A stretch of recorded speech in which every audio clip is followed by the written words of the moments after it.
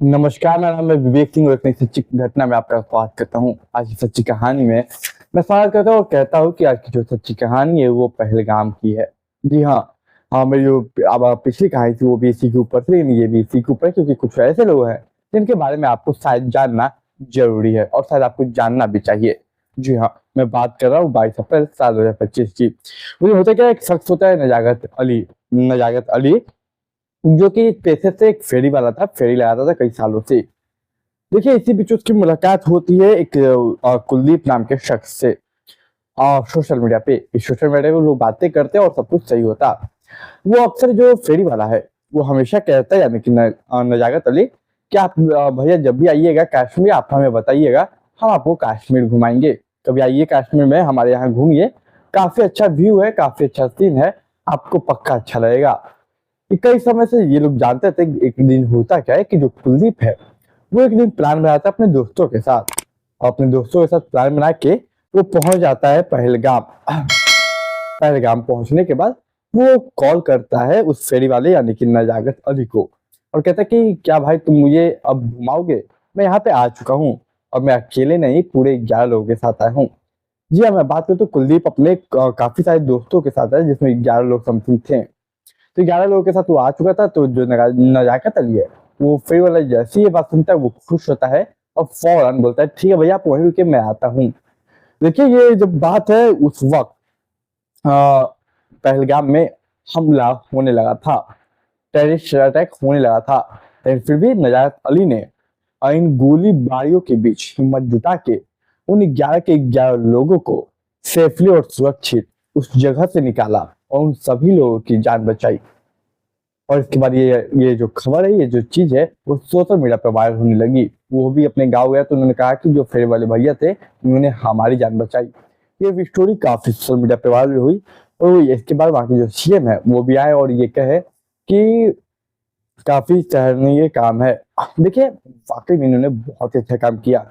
इसी तरह मैं बात करूँ तो पहलगांव का ही रहने वाला शख्स है जो कि 4 बहनों का एक भाई था जिसका नाम था सलेश। होता क्या है, सलेश सूरत में सूरत में एक जगह वो रहता है, वहीं पे उसकी बैंक में जॉब लग जाती है। बैंक में जॉब लगती है हरिगुंज बढ़िया में, ऐसे कुछ नाम है जगह का। वहाँ पे उसका बैंक में जॉब होता है, लेकिन होता है क्या कि अचानक से उसका ट्रांसफर मुंबई में हो जाता है। मुंबई में ट्रांसफर तो इसके बाद सब कुछ सही चल रहा था।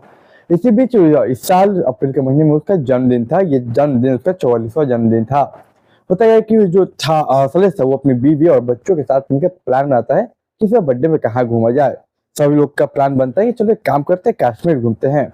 वो लोग फौरन प्लान बना के कश्मीर के श्रीनगर आते हैं। उसके बाद वहां से पहलगाम आते हैं और लगभग 2:30 बजे का वक्त था जब वो लोग वहीं पे रहते हैं।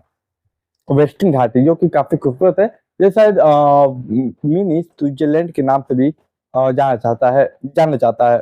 इसके बाद देखिए होता है क्या है कि इसके बाद वो एक पेड़ के पीछे छुप जाते हैं, लेकिन छुपने से क्या ही फायदा, वो लोग नाम सुनकर मर जाते हैं, नाम बताकर मर जाते हैं। इसी तरह मैं बात करूँ तो एक शख्स है जिसका नाम है अ, शायद शायद अली शाह। होता क्या है कि इसके बारे में बात करूँ तो होता क्या है कि ये पेशे तौर पे वहां पे घोड़े चलाता है। घोड़े कह लीजिए या फिर जो टूरिस्ट आते हैं उनको नीचे से ऊपर लाता था, घोड़े पे बैठा के तमाम चीजों पे बैठा कर वो घोड़े पे बैठा के लाता था। इसी तरह वो उस दिन भी यानी कि 22 अप्रैल को एक अपने सवारी को बैठा के ऊपर लाया हुआ था और कहता है कि सर मैम आप लोग जाइए, घूमिए फिरिए, तब तक मैं यहीं पे इंतजार करता हूँ। लेकिन देखिए होता क्या, जब उसे गोलियों की आवाज आती है तो गोलियों की आवाज से सुन के डरता नहीं है, बल्कि वो वहां जाता है जहाँ से गोली की आवाज आती है। वो फौरन एक जो शख्स था वो गोली चला रहा था, वो वहां पे जाके बोलता है कि क्या तुम कर रहे हो, अल्लाह तुम्हें माफ नहीं करेगा, अल्लाह इसका हिसाब लेगा। वो इसी बीच हिम्मत जुटा के उसकी गन छीनने का भी कोशिश करता है, लेकिन जो सामने वाले टेररिस्ट थे वो फौरन उस पर गोली चला देते हैं और ये मर जाता है। देखिए, इसके बाद इसी पे सीएम वहाँ के जो थे वो कहते हैं कि इसने बहुत ही सराहनीय काम किया है और हालांकि इसका जो बलिदान है वो व्यर्थ नहीं जाने दूंगा, कुछ ना कुछ यहाँ पे जरूर किया जाएगा बड़ा, जिससे सामने वाले आतंकवादियों के मन में हमेशा एक डर बना रहेगा। उन्होंने ये भी कहा कि इसका जो बचाने का तरीका था वो भले ही असफल रहा, भले वो मारा गया, लेकिन काबिल तारीफ है। यही मैं बात करूँ तो एक और शख्स है देव आशीष, जो कि बंगाल के रहने वाले थे और वो प्रोफेसर थे आसाम विश्वविद्यालय के। होता क्या है कि देव आशीष यूं ही जब गोलियां चलती रही 2-2:30 बजे के समथिंग, होता क्या है कि तमाम लोग कुछ लोग थे जो झुंड में पेड़ के पीछे चले गए थे। पेड़ के पीछे गए थे, उसी बीच होता है कि वो देखता है कि बगल में कोई शख्स है जो मुसलमान है, वो एक कुछ पढ़ रहा है, कलमा वगैरह पढ़ रहा है। वो पढ़ के सुनता है कि क्या पढ़ा जा रहा है।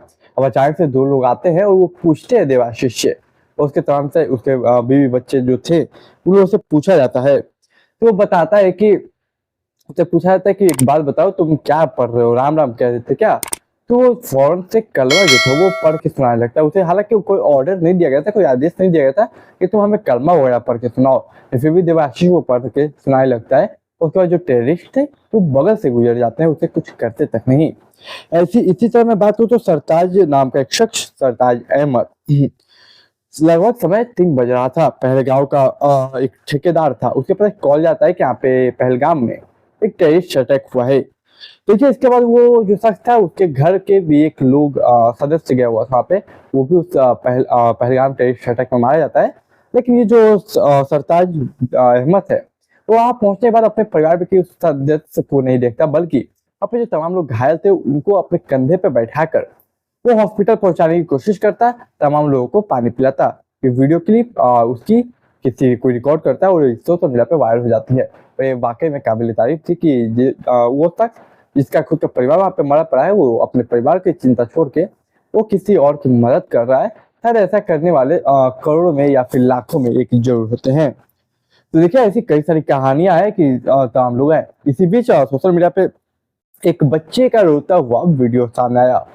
देखिए एक बच्चे के पास, तमाम लगभग 7-8 साल का लड़का था, उसके पास हुआ क्या कि उसके पास एक मीडिया की जो सारी चीजें है और जो माइक है वो पहुंचता है।